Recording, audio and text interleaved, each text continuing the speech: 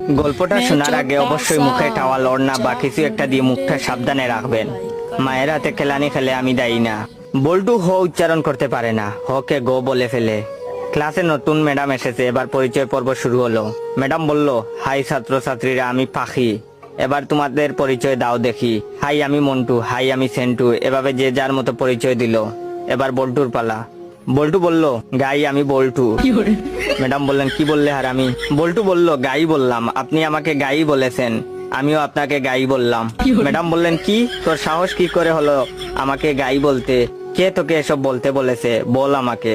বল্টু বলল, প্রধান শিক্ষক, তিনি বলেছেন ম্যাডাম এসে সবাইকে গাই বলবে, তোমরাও ম্যাডামকে গাই বলবে। বল্টুর কথা শুনে ম্যাডাম কাঁদা শুরু করলো।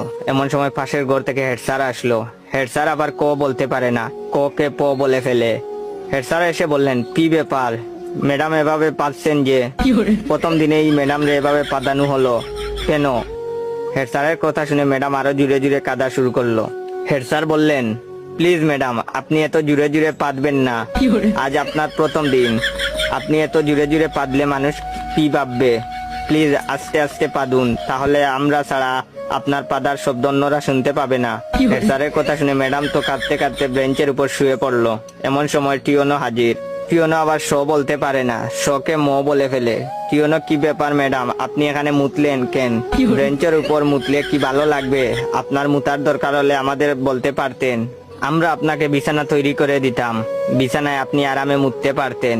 এমন সময় শিক্ষামন্ত্রী হাজির। শিক্ষামন্ত্রী আবার উপরের সবগুলো সমস্যা বিদ্যমান। শিক্ষামন্ত্রীকে যে যার মতো ঘটনা খুলে বলল। বল্টু বলল, আমি ম্যাডামকে গাই বলেছি। হেড স্যার বললেন, আমি ম্যাডাম রে আসতে পারতে বলেছি।